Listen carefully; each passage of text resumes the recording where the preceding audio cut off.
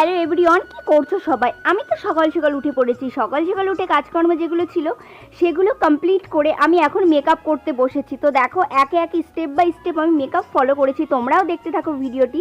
আর হ্যাঁ, ডেটটা ছিল এপ্রিলের 16 তারিখ। এরপর ব্লাশার লাগিয়ে নিচ্ছি। আমার তো বেশ ভালো লাগে ব্লাশার লাগাতে, তোমাদেরকে তো বলেইছি।